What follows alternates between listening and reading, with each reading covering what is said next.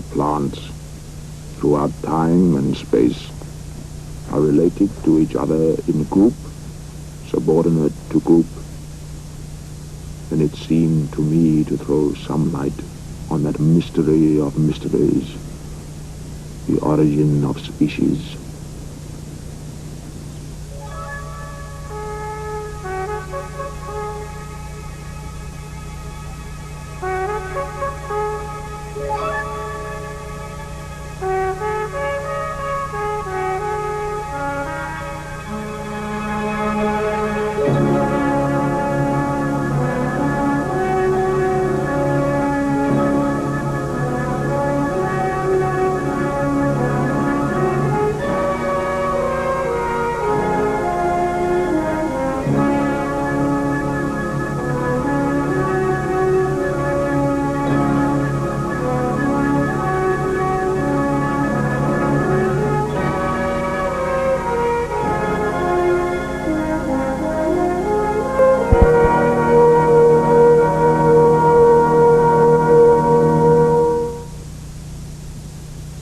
In the autumn of 1843, Joseph Hooker came home to the Botanical Gardens at Kew in London, where his father was the director.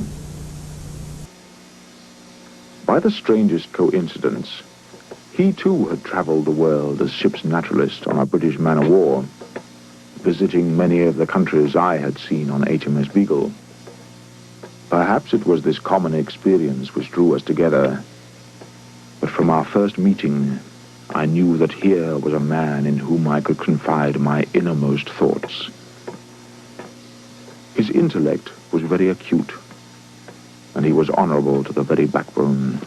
Well, not quite a replica of your Brazilian rainforest, but we're quite proud of it. And each year we add more specimens. It's magnificent. Truly magnificent.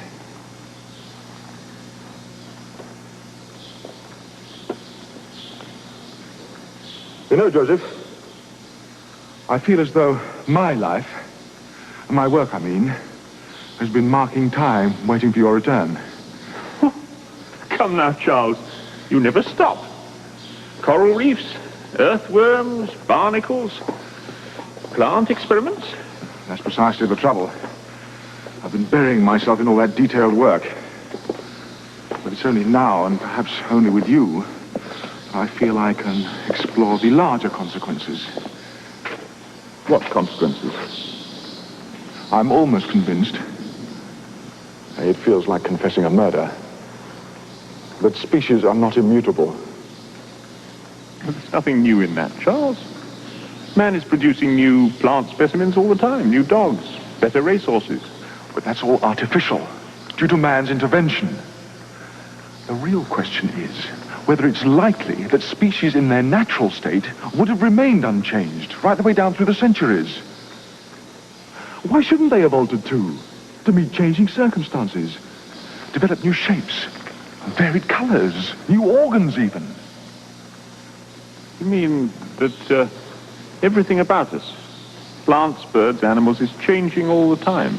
Yes, but infinitely slowly. Lamarck's theory. The giraffe gradually stretching his neck to reach the leaves on the taller trees. But not as Lamarck says, by willing itself to do so. That strikes me as nonsense.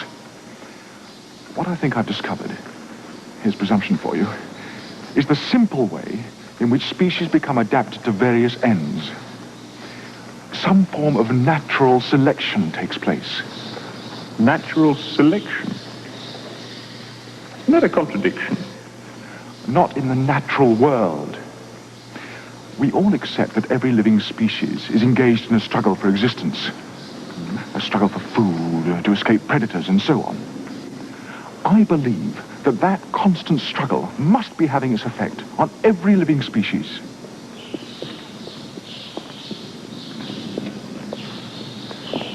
Plants as well as animals. Everything. And all continually adapting themselves to increase their chances of survival. But not consciously. Simply because the most successful modifications are the ones which will survive and breed. and the others become extinct. In the course of time, inevitably. If it were true, it would turn the study of natural science on its head. I fear it would. Have you published anything yet? I have a short essay worked out, but I need much more evidence. I think you should publish, and soon. I can't bear the idea of persuading some poor editor to publish my wild notions, and then perhaps having to apologize to him humbly for having led him into a scrape when every sound naturalist pours scorn on my efforts. If one follows your theory through to its earliest beginnings, how many forms of life do you think originally breathed? Who can say? Perhaps no more than 10. You're lucky to be living in Queen Victoria's England, my dear Charles. In 16th century Spain, you would have been burnt at the stake as a dangerous heretic.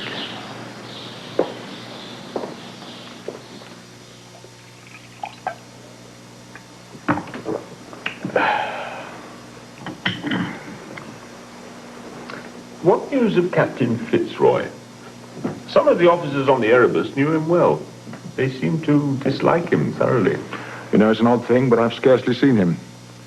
You spend 5 years of your life sharing a man's cabin, and then the voyage comes to an end. We seem to have grown apart like two branches on a tree. He's a member of Parliament, and I'm bedded down here trying not to turn into a Kentish hog. I heard one of his fellow Tory candidates actually challenged him to a duel. Oh, I thought it was the other way about. A duel? Astonishing. I thought that species of Englishman was extinct. This whole matter is already in all of the newspapers. I'm being made to look a laughingstock.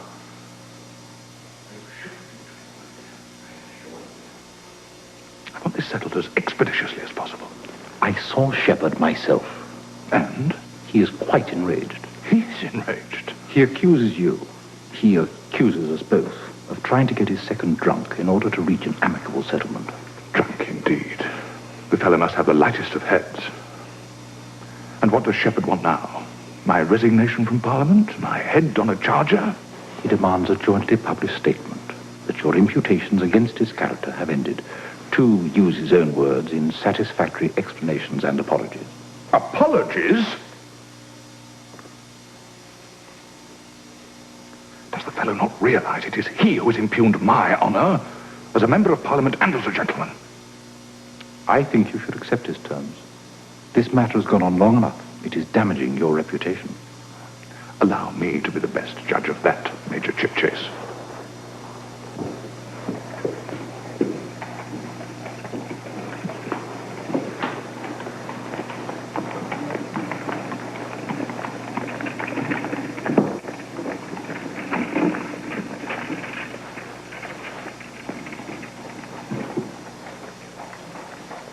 Shepard. Let me pass. Captain Fitzroy, I will not strike you, but consider yourself horsewhipped. Fitzroy, you can't strike the man. He's down already.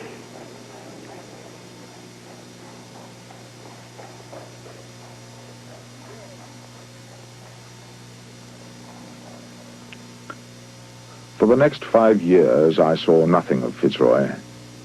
He was appointed governor of New Zealand, and I withdrew to the quietness and peace of Down House in Kent, which suited both my work and health.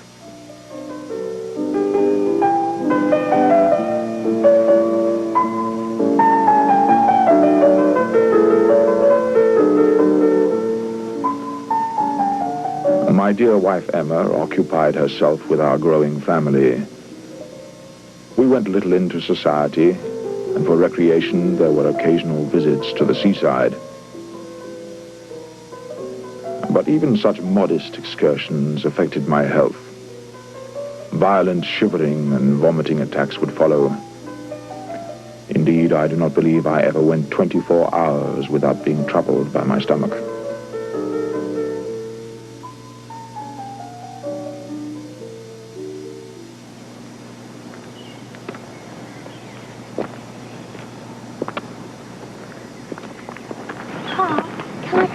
stay. If you wish to, little one.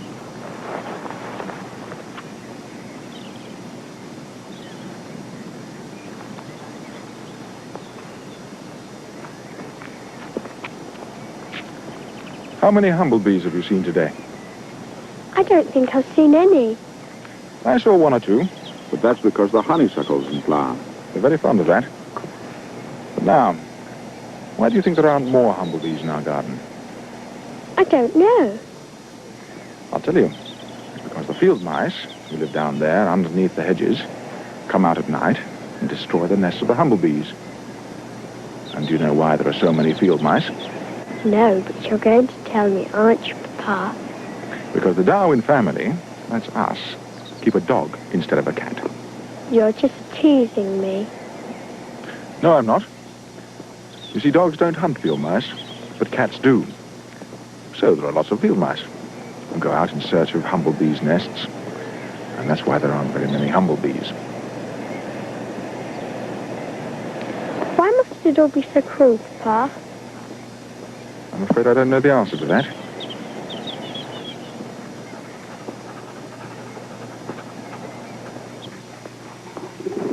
I was now collecting as many facts as I could for my notebook, especially with respect to domesticated animals and plants, mainly through conversations with skillful gardeners and breeders.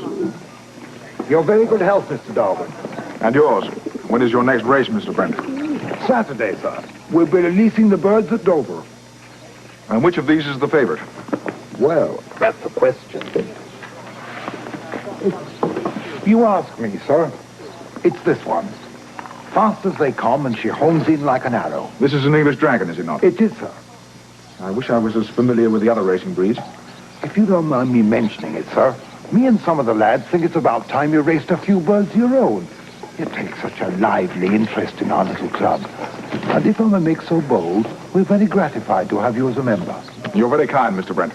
But it's the breeding side which really interests me. Would you say this one was a typical English dragon? Not quite, sir. She's a variety of this one over here. We got her from a cross with a rock pigeon. The dragon has the speed, but the rock pigeon has the stronger homing instinct. That way we try to breed a champion. And the poor pigeons don't have any choice in the matter. That's right, sir. But if you ask me, it don't worry them all that much. All the males seem to fancy all the females, if you take my meaning, so we're hardly depriving them.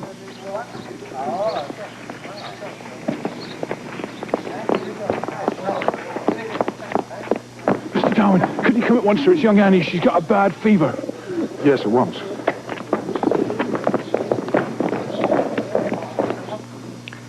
I'm afraid the crisis is yet to come. If only the fever hadn't taken such a hold. And you? How long is it before the baby is due? 3 weeks. Well, you must get all the rest you can. Try not to worry. We'll be doing all we can for little Annie. Remember, we have 3 lives to think of.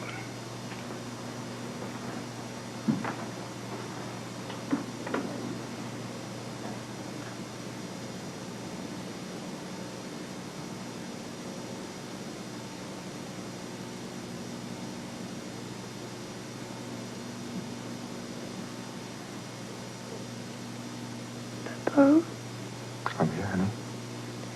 could I have a glass of water, Papa?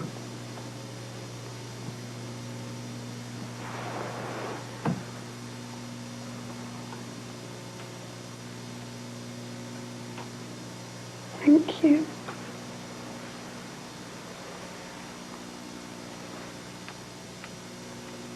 I saw some more humblebees today.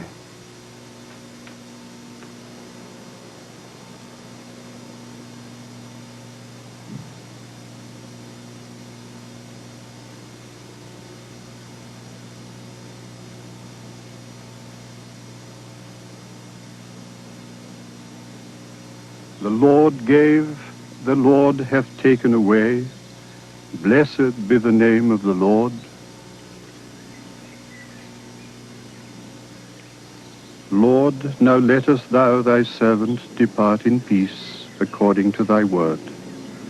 For my eyes have seen thy salvation, which thou hast prepared before the face of all people, to be a light to lighten the Gentiles, and to be the glory of thy people Israel. Man that is born of woman hath but a short time to live, and is full of misery. I cannot say precisely when I lost my faith in Christianity as a divine revelation. Disbelief crept over me at a very slow rate. But at last it was complete. Indeed, I can hardly see how anyone would wish Christianity to be true.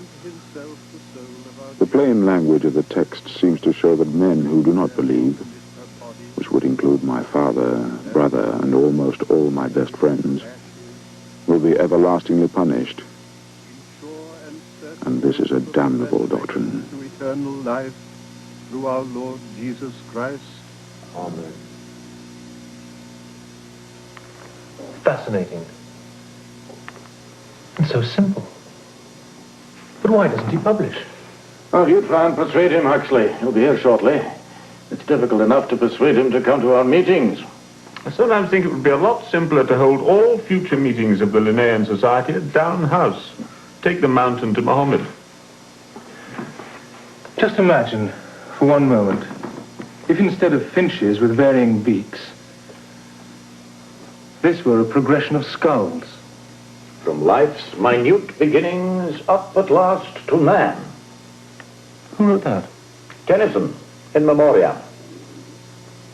The idea seems to be in the air. Good afternoon, gentlemen. Ah, Charles, we were wondering where you were. I most sincerely apologize. I had the greatest difficulty in obtaining a cab. Charles, I don't believe you've met Thomas Huxley. My friends have spoken of you many times. And I've been waiting to meet you for many years. I'm afraid I don't get about much these days. Huxley is acquainted with your general theories, Charles. He's just asked the same question we all do. Why on earth don't you publish? At least to establish your priority. You're very considerate, Mr. Huxley. I'm afraid it would be a very thin little volume. I need much more data. It would really be dreadfully unphilosophical to publish without full detail. But I will. Perhaps not this year, but I will. May I raise one question, Mr. Darwin? Please. When you do publish, within the broad structure of your theory, how do you propose to account for man? I hope to avoid the whole subject. It is so surrounded with prejudice. Although I quite see that for the naturalist, it is the highest and most important problem of all. The idea of a world in which the balance of nature is maintained by what I believe you call natural selection, thus far I am with you. But in such a world, I would hardly expect one single creature to so far outstrip all the others as man seems to have done. There, at least, you must recognize the hand of the Creator. You mean not natural, but supernatural selection? You see what deep waters you've led us all into, Charles. The last thing I want is to create a fuss. Some of my theories might cause considerable distress. Ah. There, I believe, is the reason you have not yet published.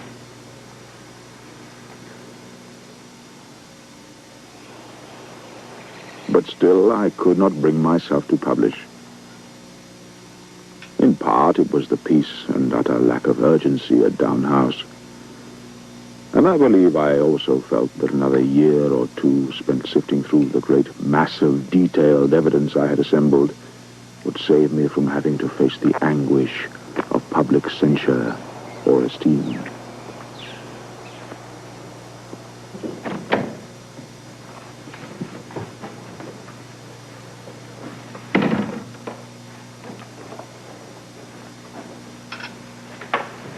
How are the children this morning, my dear?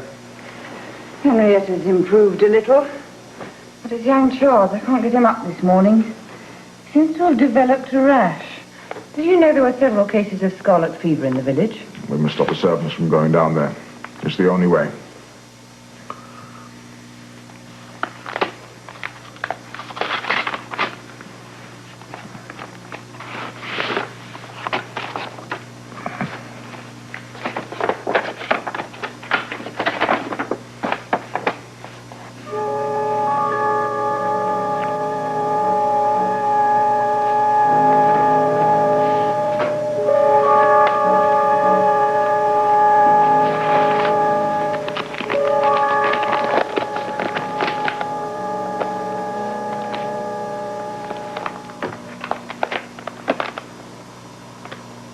Is it bad news, dear? It's from a man called Wallace. Alfred Russell Wallace. He writes from Sarawak in the Far East. It's a paper he wants me to send to Lyle on the tendency of varieties to depart indefinitely from the original type. It's quite uncanny.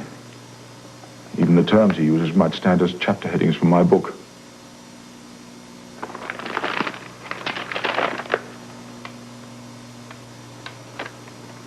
It's almost as if he's been reading my mind for years. What will you do, dear? I must forward it. There's no other honorable course. I never saw a more striking coincidence in my life. If Wallace had had my manuscript in his hand, he could not have made a better abstract of it. Lyle warned me it would happen. So did you. How soon will your book be ready? Oh, not for months. A year, perhaps. Then you must publish a short extract of your conclusions. I cannot persuade myself that I can do so honorably. Not after this. I would rather burn my book than be accused of having behaved in a paltry spirit. Am I right in saying that there is nothing in Wallace that was not in your sketchbook copied out 15 years ago, and in much greater detail? That's true, but... Lyle knows this to be the case. So does Huxley. But what could be more base than to rush into print just for the personal glory of winning the race?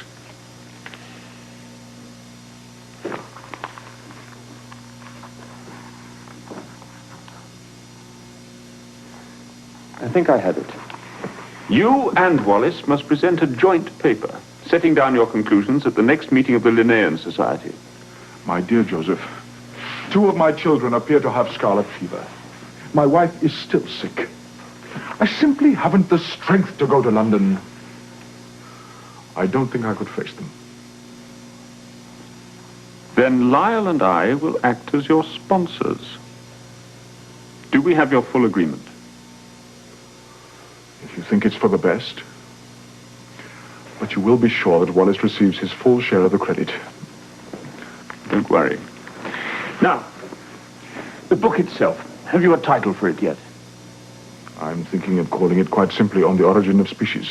Well, there's no more time to be lost. You must finish it.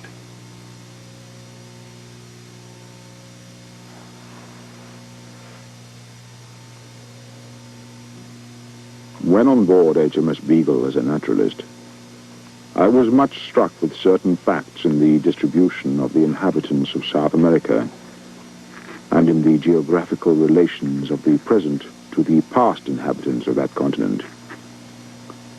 These facts seem to me to throw some light on the origin of species, that mystery of mysteries, as it has been called. I have called the principle by which each slight variation, if useful, is preserved, by the term of natural selection, in order to mark its relation to man's part of selection. We have seen that man can adapt organic beings to his own uses through the accumulation of slight but useful variations given to him by the hand of nature. But natural selection, as we shall see, is a power incessantly ready for action and is as immeasurably superior to man's feeble efforts as the works of nature are to those of art. It is a truly wonderful fact, the wonder of which we are apt to overlook from familiarity, that all animals and all plants throughout time and space should be related to each other in groups subordinate to group, in the manner which we everywhere behold.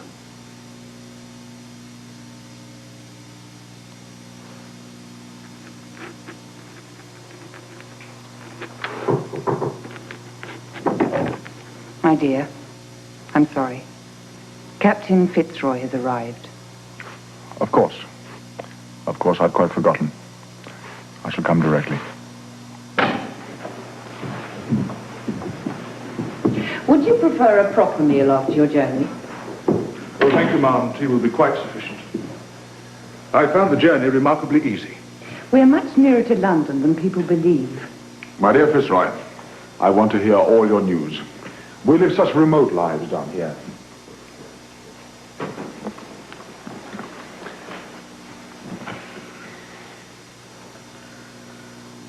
No doubt you heard about my recall from New Zealand.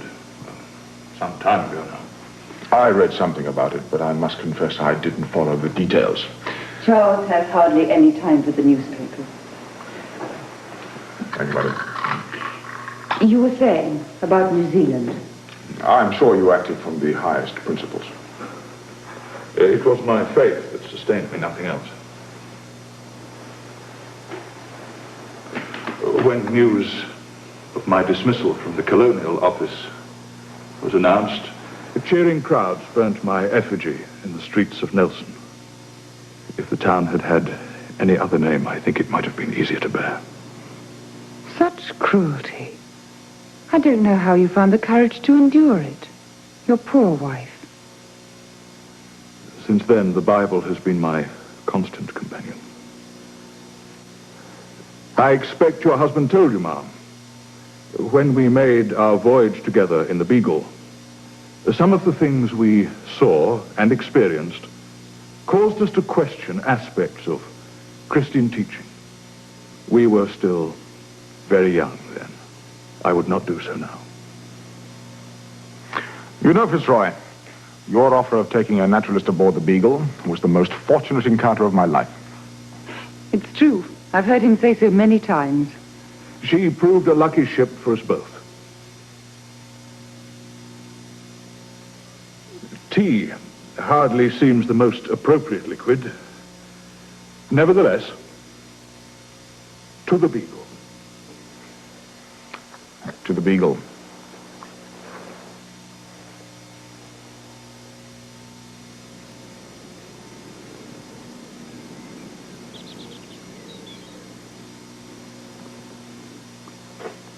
Judging from the past, we may safely infer that not one living species will transmit its unaltered likeness to a distant futurity.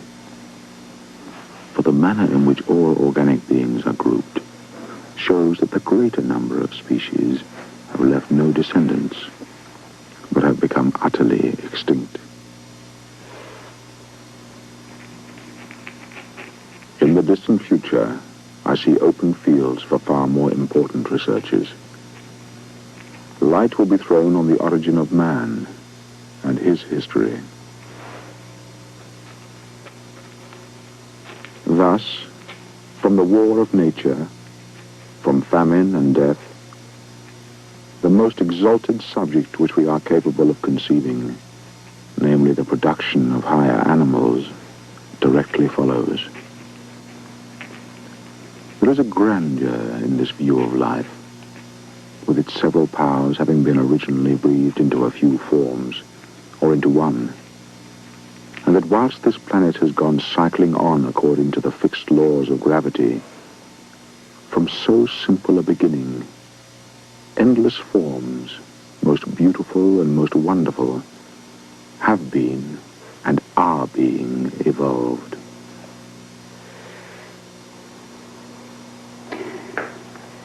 I wish I could persuade you to add just 3 words at the very end.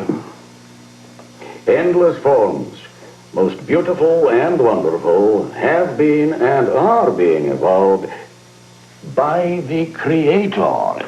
It might avert the storm. I'm sorry, Charles, I don't think I can. Your passage on the continued intervention of creative power, if only to account for man. That subject would need another book. As for this one, all I want is to finish the accursed thing. It has cost me so much labor that I almost hate it.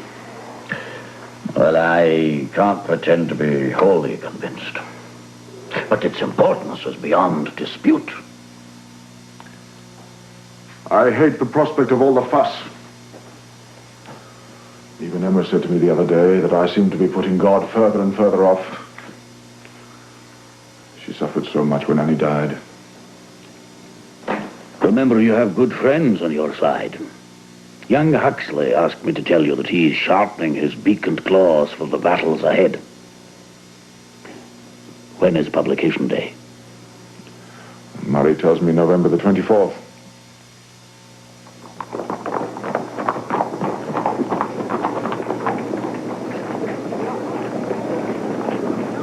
The Origin of Species proved to be the most important publication of my life. They tell me he says we're all descended from apes. Let us hope it is not true. But if it is, let us pray it will not become generally known. Yes. I was much vilified, and although I had expected lively interest and controversy in religious and scientific circles, I was quite unprepared for the extraordinary public response among people who would never normally purchase such a book in their lives.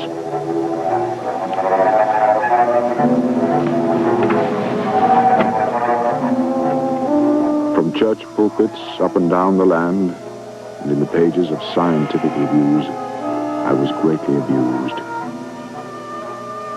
On all sides, I was accounted an evil man who had dishonored natural science and wandered into a jungle of fanciful assumptions.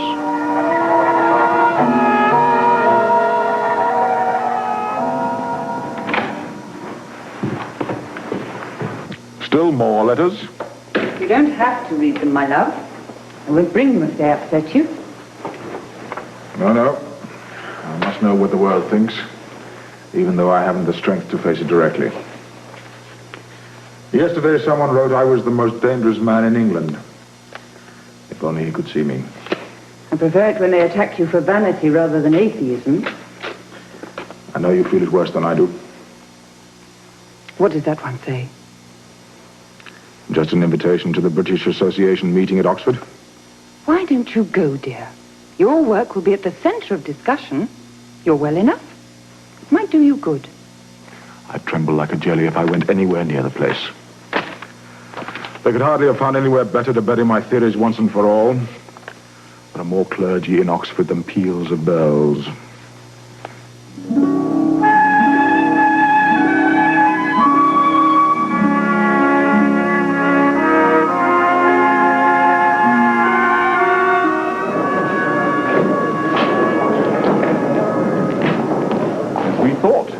Charles is managing to dominate the meeting even in his absence. He seems to be the only topic of conversation.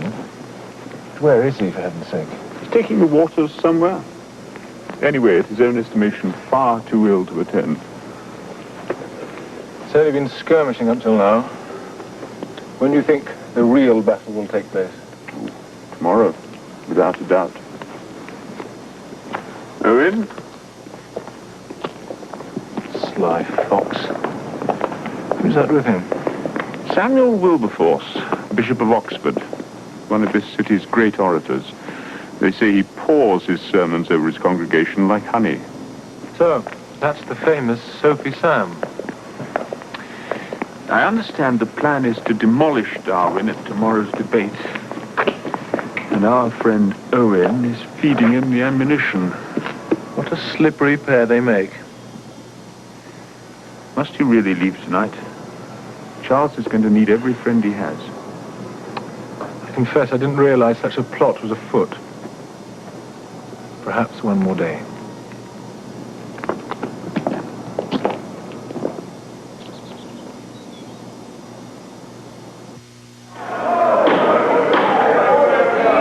Order, please, ladies and gentlemen. Now, the next speaker needs no introduction from me. He is very well known to you all. Dr. Samuel Wilberforce, Bishop of Oxford.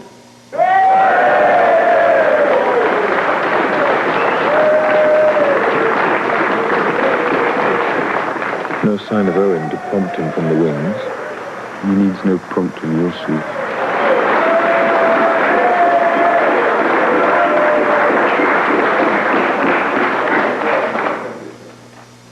Mr. Chairman, ladies and gentlemen, fellow human beings. I do not see Mr. Darwin in the hall today. I understand he is not in the best of health. But I do see some of his friends looking remarkably like the rest of us.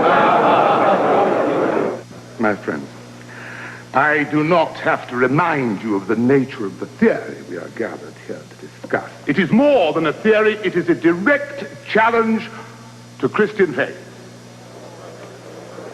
I have heard it referred to in the hall today as Darwinism.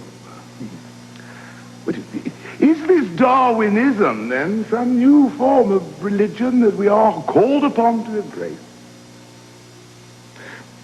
Are we to abandon forthwith the faith that was vouchsafed to us on that day in Bethlehem, preached from the Mount of Olives, triumphantly revealed on the day of the resurrection?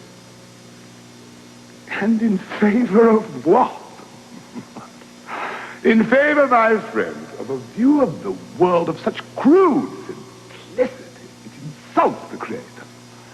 If not, as many of us in this hall would agree, it does not actually deny him.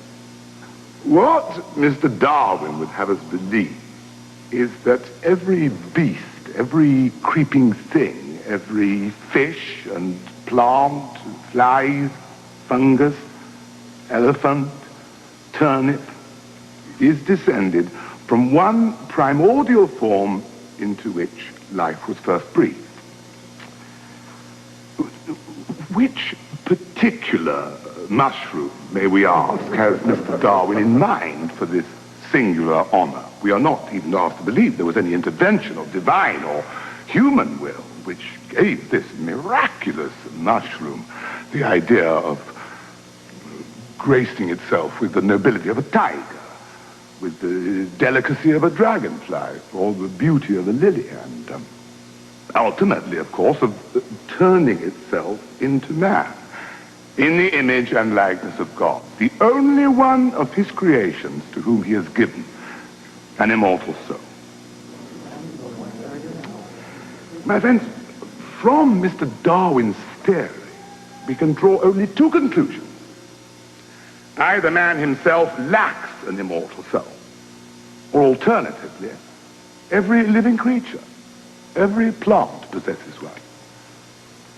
Every shrimp, every potato, even the common earthworm. If this is the case, I don't think any of us will be quite so ready to consume the roast beef of old England when we return to our homes this evening.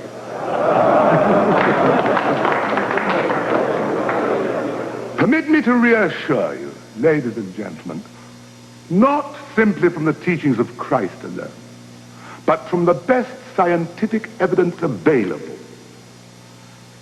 There are features in the human brain peculiar to man and man alone.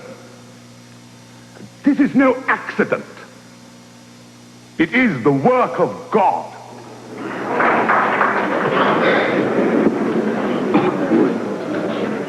I see I have made little impression on Mr. Huxley. Let me ask him just one question. Is it through his grandfather or his grandmother that he claims descent from a monkey?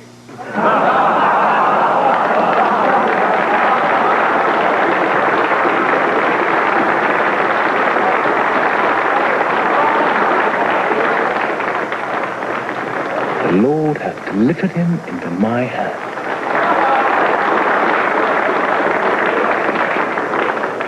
I think Mr. Huxley is prepared to answer your question, Bishop.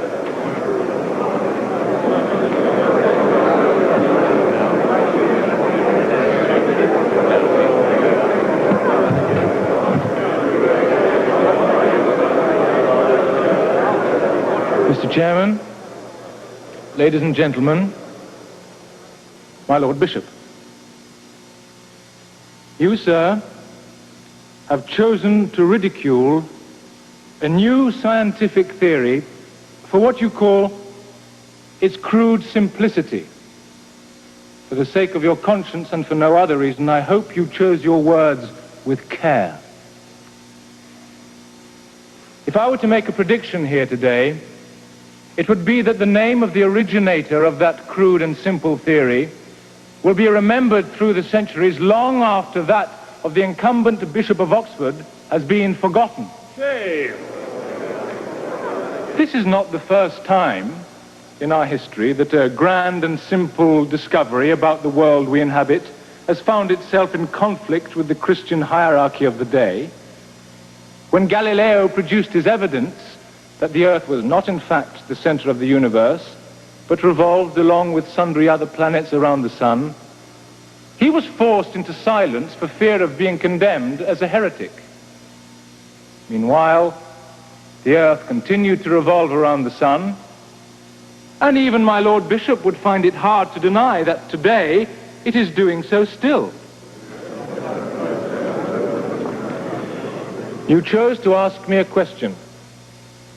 I will answer it, but first let me ask you one in return. If after 24 hours of tutelage in divinity, I were to stand here in front of this audience and make pronouncements upon the inadmissibility of the Holy Trinity, would you expect them to listen to me with care or consider me a charlatan? Mr. Darwin has spent the greater part of his life in pondering this great subject. As for myself, I have spent the last several years in studying the very anatomical question you have chosen to pronounce upon, namely, the development of vertebrate anatomy, and especially its relation to the origin of mankind. Our knowledge is far from complete, but the structural likenesses between men and apes are manifest and undeniable. Whether apes, bishops, or mushrooms are the creation of God, I am not competent to judge.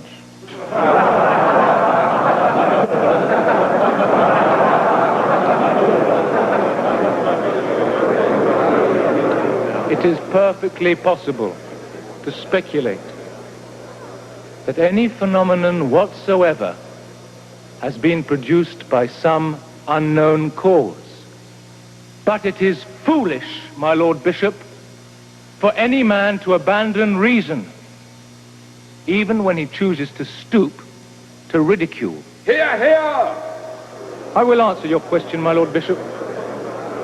An ape may seem to you to be a poor sort of creature, of low intelligence and stooping gait, that grins and chatters as we pass. But I would rather have an ape for an ancestor than a man who is prepared to prostitute his undoubted gift of eloquence and culture to the service of prejudice and falsehood.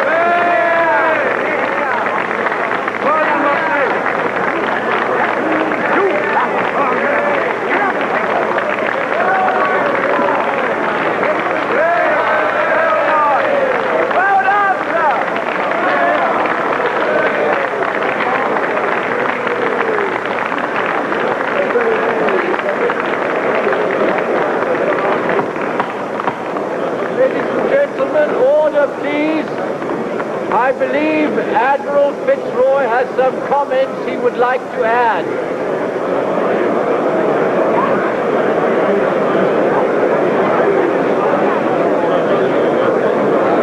Chairman, ladies and gentlemen.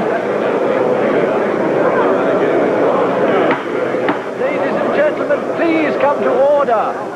When Mr. Darwin was a shipmate on board the Beagle, I often had occasion to remonstrate with him for expressing opinions contrary to the inspired word of God. I now realize wish to state that I regret the publication of Mr. Darwin's book. Nor is it, as Mr. Huxley has claimed, a logical arrangement of the true facts. Facts are here.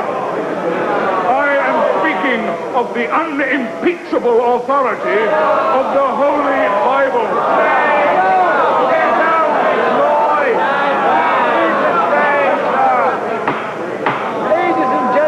Please.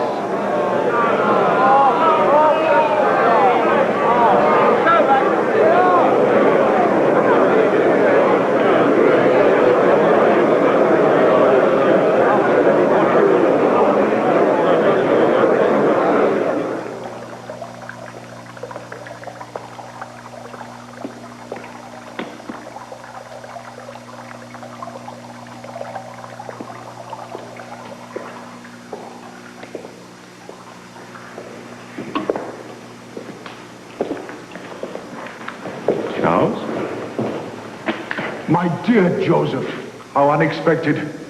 Have you come to bring the news of the meeting, or to try the waters? I've never understood how a man of your practical frame of mind can be taken in by these miracle cures. I'm convinced it relieves my condition, but never mind my superstitions. What of the meeting? Was I burned in effigy like poor Fitzroy in New Zealand? By no means, Charles. But he was there, denouncing you for blasphemy. It was as bad as that. No, Charles, the day was yours. If you'd actually been there, I think they might have carried you shoulder high around the town. Huxley was magnificent. I doubt if the good bishop was ever more discomforted in his life. The meeting finally dissolved, in some disorder, leaving you master of the field after 4 hours of battle. Extraordinary. In 600 pages, I made one reference to man, and very few to monkeys or apes. And yet that is all that the world seems to think my book is about. And if you'd actually heard Sophie Sam, you'd have been convinced that he'd never even read it at all. I don't really blame him, or any of the clergy. Why should they modify their beliefs because of me? It's Owen, his sheer duplicity I find hard to forgive. I don't believe I ever shall. Forget him. He's not even worth your scorn.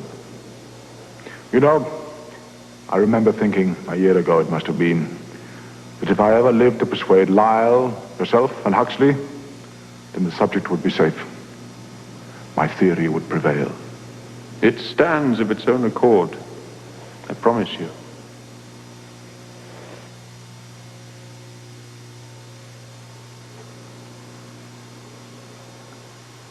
In the years that followed, I saw nothing of Fitzroy. There had been moments on the deck of the Beagle when we had seemed to share a similar view of the world. But in truth, we had grown wider and wider apart.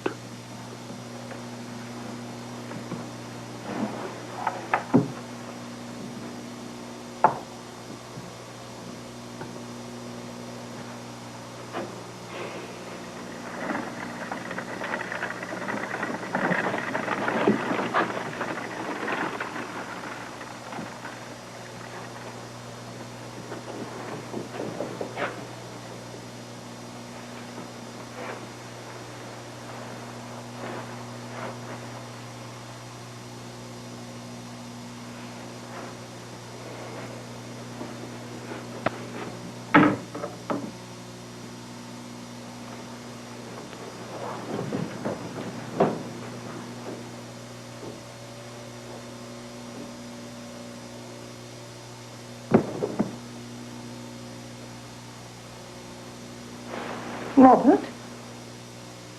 Robert, are you all right?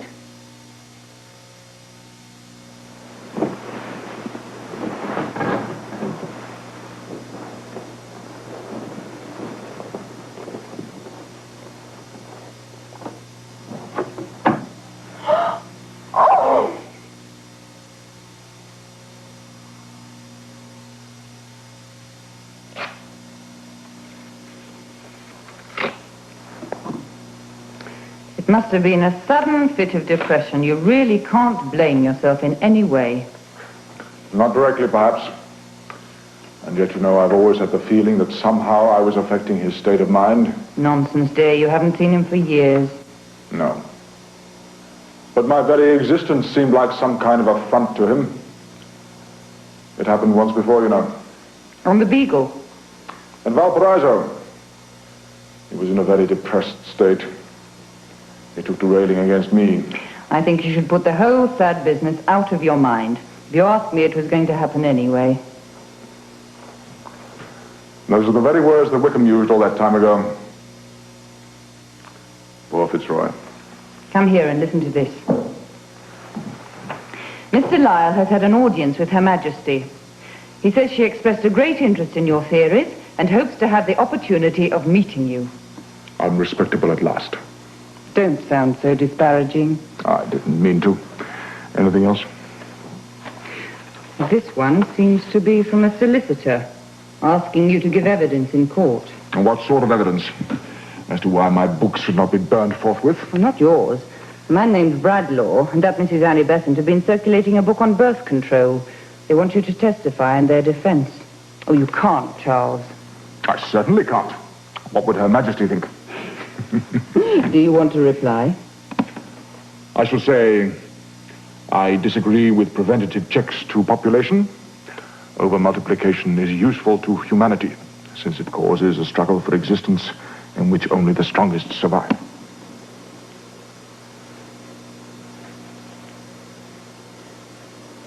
My dear, I'm so sorry I've upset you.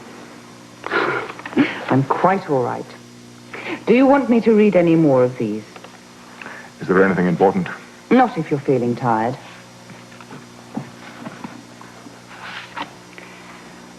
There is one from a German publisher, very correct and proper.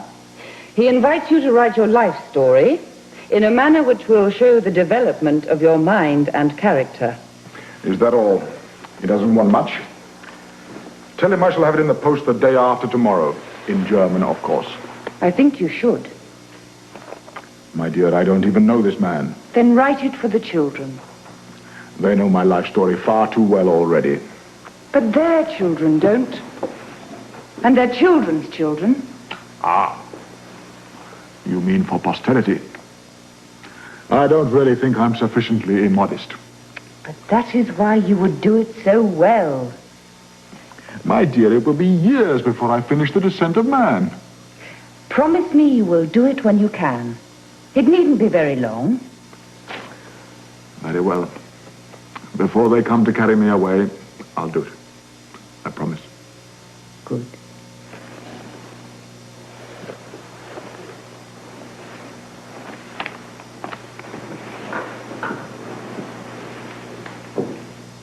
With such moderate abilities as I possess, it is truly surprising that I should have influenced to such an extent what men believe. Indeed, I was considered by my masters and by my father as a very ordinary boy, rather below the common standard in intellect. As for the voyage of the Beagle, it was by far the most important event in my life. It determined my whole career.